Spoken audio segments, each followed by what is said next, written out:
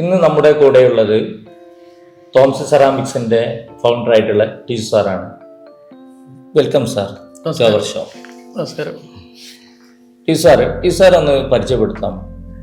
എൻ്റെ പേര് ടിജു തോമസ്. ഞാൻ 15 വർഷമായിട്ട് ടൈൽസിൻ്റെ ബിസിനസ് നടത്തുന്നു. എൻ്റെ ഷോപ്പുള്ളത് ഇടവണ്ണ മഞ്ചേരി റോഡിലാണ്. ഷോപ്പിൻ്റെ പേര് തോംസൺ സെറാമിക്സ്. 15 വർഷമായിട്ട് ഹോൾസെയിലും ചെയ്യുന്നുണ്ട്, അതേപോലെ റീറ്റെയിലും ചെയ്യുന്നുണ്ട്. ഇതാണ് ഞാൻ. Okay sir.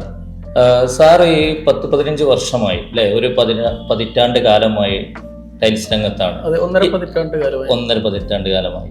അപ്പോൾ എങ്ങനെയാണ് ഈ ഫീൽഡിലേക്ക് സാർ വന്നത്? ഞാൻ സാധാരണ പോലെ തന്നെ ഡിഗ്രി കഴിഞ്ഞിട്ട് പിന്നെ ഒരു ജോലി എന്നുള്ള രീതി, ഡിഗ്രി കഴിഞ്ഞിട്ട് ജോലിയിലേക്കാണ് ഞാൻ അന്വേഷിക്കുന്നത്. അങ്ങനെ ഞാൻ ഒരു ടൈൽസിൻ്റെ ഹോൾസെയിൽ സ്ഥാപനത്തിൽ അക്കൗണ്ടൻ്റ് ആയിട്ട് ജോലിക്ക് കയറി. ആ സമയത്താണ് അവിടെ ടൈൽസിൻ്റെ ഹോൾസെയിൽ ബിസിനസ് ആയിരുന്നു. അവിടെ നിന്നാണ് ഒരു ടൈൽസിൻ്റെ ബിസിനസ് തുടങ്ങണം എന്നൊരു പ്ലാൻ വരുന്നത്. അവിടുന്ന് ഞങ്ങൾ 5 പേര് കൂടിയിട്ട് ടൈൽസിൻ്റെ ഹോൾസെയിൽ സ്റ്റാർട്ട് ചെയ്തു. അങ്ങനെയാണ് എൻ്റെ ഈ ഫീൽഡിലേക്കുള്ള വരവ്. അത് പിന്നെ ഹോൾസെയിലാണ് മെയിനായിട്ട് ചെയ്തത്. ഗുജറാത്തിൽ നിന്ന് ടൈൽസ് നേരിട്ട് ഷോപ്പുകളിലേക്ക് സപ്ലൈ ചെയ്യാം. അപ്പോൾ കേരളത്തിലുടനീളമുള്ള ഷോപ്പുകളായിട്ട് എനിക്ക് കണക്ഷൻസ് ഉണ്ട്. അതിനുശേഷം അതിൽ നല്ല എക്സ്പീരിയൻസ് ആയതിനു ശേഷമാണ് 2013 ആ ഒരു എക്സ്പീരിയൻസ് വെച്ചിട്ടാണ് 2013 ഞാൻ ഒരു റീറ്റെയിൽ ഷോപ്പ് തുടങ്ങുന്നത്. റീറ്റെയിലും അതേപോലെ ഡിസ്ട്രിബ്യൂഷനും തുടങ്ങി. അത് ഇടവണ്ണയിലാണ് സ്റ്റാർട്ട് ചെയ്തത്. അങ്ങനെയാണ് ഞാൻ ഈ ഫീൽഡിലേക്ക് വരുന്നത്. ഓക്കെ. ഇപ്പോൾ നിങ്ങളുടെ ഭാഗത്തായിട്ട് അല്ലേ, ഇടവണ്ണ ഭാഗത്തായിട്ടും അതുപോലെ ഈ ഒരു നിങ്ങൾ ചെയ്യുന്ന ഭാഗത്തായിട്ട് ഒരുപാട് ടൈൽസ് ഷോപ്പുകളുണ്ട് അല്ലേ? ഇപ്പോൾ തന്നെ നമുക്കറിയാൻ പറ്റും, ഒരു ജില്ലയിൽ തന്നെ ഒരുപാട് ടൈൽസ് ഷോപ്പുകളായിട്ട്. അപ്പോൾ ആ ടൈൽസ് ഷോപ്പുകളിൽ നിന്ന് നിങ്ങളുടെ ടൈൽസ് ഷോപ്പായിട്ടുള്ള എന്തെങ്കിലും ഡിഫറെൻ്റ് ആയിട്ടുള്ള എന്തെങ്കിലും ഉണ്ടോ? അതുപോലെ എന്തെങ്കിലും സ്ട്രാറ്റജി നിങ്ങൾ? തീർച്ചയായിട്ടും എനിക്ക് വ്യക്തമായ സ്ട്രാറ്റജി ഉണ്ട്. ഞാൻ ഗ്രാജുവലി ഡെവലപ്പ് ചെയ്ത് വന്ന ഒരാളാണ്.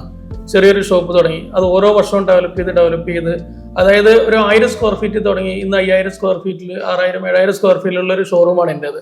അതിന് വ്യക്തമായ സ്ട്രാറ്റജി ഉണ്ട് എനിക്ക്. ഞാൻ പിന്നെ വോളിയത്തിലാണ് ഞാൻ മാർജിൻ കണ്ടെത്തുന്നത്. വളരെ ചെറിയ മാർജിനിലാണ് ഞാൻ സെയിൽ ചെയ്യുന്നത്. ഏറ്റവും കൂടുതൽ കോമ്പറ്റീഷൻ ഉള്ള ഫീൽഡാണ് ടൈൽസിൻ്റെ ഫീൽഡ്. ഏറ്റവും കൂടുതൽ ഈ പറഞ്ഞ പോലെ ഞാൻ തുടങ്ങുന്ന സമയത്ത് ഇടവണ്ണ ആകെ ഞാനൊരു ഷോപ്പേ ഉണ്ടായിരുന്നുള്ളൂ. ഇന്നവിടെ ഇടവണ്ണ 6-7 ഷോപ്പുണ്ട്. അതേപോലെ ഓരോ ടൗണുകളിലും ഒരു 2-3-4 ഷോപ്പ് വീതം ടൈൽസിൻ്റെ ഷോപ്പ് നിലവിലുണ്ട്. നല്ല കോമ്പറ്റീഷനും ഉണ്ട്. അതിൽ എൻ്റെ സ്ട്രാറ്റജി എന്ന് പറഞ്ഞു കഴിഞ്ഞാൽ ഞാൻ പ്രീമിയം ക്വാളിറ്റി ടൈൽസ് മാത്രമേ ചെയ്യുന്നുള്ളൂ. ഫസ്റ്റ് ക്വാളിറ്റി ടൈൽസ് മാത്രം. എല്ലാ ഷോപ്പിലും സെക്കൻഡും തേർഡും ഒക്കെ ഉണ്ടാവും. ഞാൻ അതൊന്നും ചെയ്യുന്നില്ല. പ്രീമിയം ക്വാളിറ്റി ടൈൽസുകൾ നല്ല വിലക്കുറവിൽ കൊടുക്കുക എന്നുള്ളതാണ്. അത് വോളിയം ചെയ്ത് ആ ഒരു മാർജിനിൽ ലഭിക്കുക. അതിലൂടെയാണ് ഞാൻ നിലനിന്ന് പോകുന്നത്. അതുപോലെ മാക്സിമം സെലക്ഷൻ, അതായത് ഞാൻ ചെയ്യുന്ന സാധനങ്ങളിൽ ഞാൻ ഏത് സൈസാണോ ചെയ്യുന്നത്, ടൈൽസിൽ പല സൈസ് വരുന്നുണ്ട്. ഞാൻ എൻ്റെ ഷോപ്പിൽ അവൈലബിൾ ആയിട്ടുള്ള സൈസിൽ മാക്സിമം സെലക്ഷൻ ഉണ്ടാവും. ഒരു കസ്റ്റമർക്ക് വന്നു കഴിഞ്ഞാൽ അവർക്കൊരു നിരാശ ഉണ്ടാവില്ല. മാക്സിമം സെലക്ഷൻ ഞാൻ ഞാൻ ചെയ്യുന്ന സാധനത്തിൽ ഞാൻ മാക്സിമം സെലക്ഷൻ അവൈലബിൾ ആക്കിയിരിക്കും. അത് റീസണബിൾ റേറ്റ് ആയിരിക്കും, മാക്സിമം കുറഞ്ഞ റേറ്റ്. അതാണ് എൻ്റെ ഒരു മെയിൻ സ്ട്രാറ്റജി എന്ന് പറയുന്നത്. നിങ്ങൾ ഇപ്പോൾ ഹോൾസെയിലും ചെയ്യുന്നുണ്ട്, റീറ്റെയിലും ചെയ്യുന്നുണ്ട്. അതെ. ഏറ്റവും കൂടുതൽ സാറ് ഫോക്കസ് ചെയ്യുന്നത് ഹോൾസെയിലാണോ റീറ്റെയിലാണോ? രണ്ടിലും ഞാൻ ഒരുപോലെ ചെയ്യുന്നുണ്ട്. അതായത് എല്ലാ പ്രൊഡക്റ്റും ഞാൻ ഹോൾസെയിൽ ചെയ്യുന്നില്ല. അതിലും ഞാൻ സ്പെസിഫിക് ആയിട്ടുള്ള ഐറ്റംസ് മാത്രമേ ചെയ്യുന്നത്. എല്ലാം കൂടി ഹോൾസെയിൽ ചെയ്ത് അങ്ങനെ ഒരു രീതിയല്ല ഞാൻ ഫോളോ ചെയ്യുന്നത്. റീറ്റെയിലിൽ നമുക്ക് എല്ലാ ഐറ്റംസും ഉണ്ട്. ഹോൾസെയിലിൽ നമ്മൾ ബൾക്ക് ക്വാണ്ടിറ്റി വന്നിട്ട് ചില സൈസുകൾ ആ മാർക്കറ്റിൽ ആവശ്യമുള്ള അത് മാത്രമാണ് ഞാൻ ചെയ്യുന്നത്. എനിക്കത് കണ്ടിന്യൂസ് ആയിട്ടുള്ള കസ്റ്റമേഴ്സ് ഉണ്ട്. ഉള്ള കസ്റ്റമേഴ്സിനെ നിലനിർത്തി പോവുകയാണ് നമ്മൾ ചെയ്യുന്നത്. ഈ ടൈൽസുകളല്ലാത്ത വേറെന്തൊക്കെ മെറ്റീരിയലാണ് സാറുടെ ഷോപ്പിലുള്ളത്? സാധാരണ ടൈൽസിന്റെ ഷോപ്പിൽ ടൈൽസ് മാത്രമല്ല ഉണ്ടാവുക. ടൈൽസ് ഉണ്ടാവും, സാനിറ്ററി ഉണ്ടാവും, അതിന്റെ ഫിറ്റിങ്സുകൾ ഉണ്ടാവും. അതായത് ക്ലോസറ്റ്, വാഷ് ബേസിന്, അതേപോലെ ടാപ്പ് ഫിറ്റിങ്സ്, പിന്നെ അതിന്റെ ആക്സസറീസ്, ടൈലിന്റെ ഗമ്മ്, അതിന്റെ ഫിറ്റിങ്സ് കാര്യങ്ങളെല്ലാം ടൈൽസിന്റെ ഈ മിറർ, ഇതെല്ലാം അവൈലബിൾ ആണ്. ഇതൊക്കെ നമുക്ക് ഈ ഓഫർ വിലയിൽ നൽകാൻ പറ്റും? എല്ലാത്തിനും നമ്മൾ ഓഫർ ഇടുന്നുണ്ട്. അതായത് എല്ലാ സൈസിലും നമ്മളിപ്പോൾ ടൈൽസിൽ 15-10, അതായത് 1-1 താഴെ ഐറ്റംസ് ഉണ്ട്. അതുപോലെ 6-4, 8-4 വരെ ഉണ്ട്. എല്ലാ സൈസിലും നമ്മൾ ഓഫർ ഇടുന്നുണ്ട്. അതായത് അഫോർഡബിൾ, അതായത് ഏറ്റവും കുറഞ്ഞ റേറ്റിൽ എല്ലാ സൈസും 4-2 ആണെങ്കിൽ 4-2 ഒരു 5-6 ഡിസൈനുകൾ നമ്മൾ ഓഫറിലിടും. ബാക്കി നോർമൽ റേറ്റ് ആയിരിക്കും. നമ്മൾ എല്ലാ സൈസിലും ഓഫർ ഇടുന്നുണ്ട്. ഓരോ മാസവും നമ്മൾ പുതിയ ഓഫറുകൾ ഉണ്ടാണ് വരിക. ഈ മാസം ടൈലിനാണെങ്കിൽ അടുത്ത മാസം നമ്മൾ സാനിറ്ററി ഇടും. അങ്ങനെ ഓരോ ഐറ്റംസിനും നമ്മൾ ഓഫർ ഇട്ടിട്ടാണ് വരുന്നത്. ആളുകൾക്ക് നമുക്ക് പ്രതീക്ഷിച്ചിരിക്കാം ഓരോ മാസം എന്താണ് നമ്മൾ ഓഫർ വരുന്നത്. ഇപ്പോൾ കഴിഞ്ഞ മാസം നമ്മൾ 4x2 ചെയ്തിരുന്നു. അടുത്ത മാസം നമ്മൾ പുതിയ ഓഫറുമായിട്ട് വരുന്നുണ്ട്. ഓക്കെ ഓക്കെ, അപ്പോൾ അത് പ്രതീക്ഷിക്കാം. ഈ ഞാൻ നിങ്ങളുടെ ഒരു ആഡ് കണ്ടിട്ടുണ്ട് അല്ലെ, ഫാക്ടറി വിലയിൽ ടൈൽസ് എന്നുള്ള സംഭവം. അത് എങ്ങനെ ഈ ഫാക്ടറി വിലയിൽ നമുക്ക് ടൈൽസ് കൊടുക്കാൻ പറ്റും? നമ്മൾ ഫാക്ടറി വിലയിൽ എന്ന് പറഞ്ഞു കഴിഞ്ഞാൽ നമ്മൾ അത്രയും ഫാക്ടറി വിലയിൽ എന്ന് വെച്ചാൽ അത്രയും റേറ്റ് കുറവാണ്. ഫാക്ടറിയിൽ നിന്ന് സപ്ലൈ ചെയ്ത്, അതായത് മാർജിൻലെസ് ആയിട്ടാണ് നമ്മളത് ചെയ്യുന്നത്. അപ്പോൾ നമ്മൾ ആ ഒരു ക്വാണ്ടിറ്റി, നമ്മൾ ഫാക്ടറി വിലയിൽ നിന്ന് കൊടുക്കുന്ന ആ ടൈൽസ് നമ്മൾ ബൾക്ക് ക്വാണ്ടിറ്റി പർച്ചേസ് ചെയ്തിട്ടുണ്ടാവും. അപ്പോൾ അഡ്വാൻസ് പേയ്മെന്റിൽ ബൾക്ക് ക്വാണ്ടിറ്റി പർച്ചേസ് ചെയ്യുമ്പോൾ നമ്മൾ വളരെ തുച്ഛമായ മാർജിനില്ല, നമ്മൾ മാർക്കറ്റിംഗ് സ്ട്രാറ്റജിയാണ്, മാർക്കറ്റ് പിടിക്കുക എന്നുള്ള ഉദ്ദേശമാണ് ആ രീതിയിൽ. അതുകൊണ്ടാണ് നമ്മൾ ആ പ്രൈസിന് കൊടുക്കാൻ പറ്റും. ഓക്കെ, ഇപ്പോൾ ഈ 2025 ടൈൽസിൽ വന്ന എന്തെങ്കിലും പുതിയ ട്രെൻഡ്സുകൾ ഉണ്ടോ? ടൈൽസിൽ മെയിനായിട്ട് ഒരു വലിയ മാറ്റം എന്ന് പറയുന്നത് ഡിജിറ്റൽ ടൈൽസ് വന്നതാണ്. അപ്പോൾ വെട്രിഫൈഡ് ടൈൽസിൽ ഡിജിറ്റൽ ടൈൽസ് വന്നതോടുകൂടി ഏത് ഡിസൈനും ടൈൽസിൽ അവൈലബിൾ ആണ്. അതായത് നമ്മൾ മാർബിളിൽ സ്ക്വയർ ഫീറ്റിന് 3000 രൂപ വരെയുള്ള ഡിസൈൻ വരെ ടൈൽസിൽ സിമ്പിളായിട്ട് വരും. അപ്പോൾ നമുക്ക് ഈ ഒരു 2025 നമ്മളിപ്പോൾ നേരിടുന്ന ഒരു ചാലഞ്ച് തന്നെ ഇതിൽ സെലക്ഷനാണ്. നമുക്ക് ഇതിൽ ഡിസൈൻ എന്ന് പറഞ്ഞു കഴിഞ്ഞാൽ ഇഷ്ടംപോലെ അനന്തമായ ഡിസൈനുകളാണ്. അതിൽ പല പല സീരീസ് വരുന്നുണ്ട്. ഓൾറെഡി കാർവിങ്, ഗ്ലോസി, മാറ്റ്, വെൽവെറ്റ് സീരീസ്, പല ടൈപ്പുകൾ വരുന്നുണ്ട്.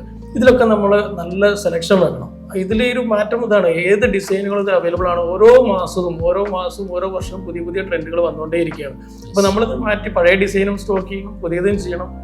ഇതാണ് ഇതിൽ 25 മെയിനായിട്ട് വരുന്നൊരു മാറ്റം. ഇതൊക്കെ തന്നെയാണ് പുതിയ പുതിയ ഡിസൈനുകൾ. അതായത് ഒരു ടെക്സ്റ്റൈൽ ഷോപ്പ് പോലെയാണ് ഇപ്പോൾ ടൈൽസിന്റെ ഷോപ്പ്.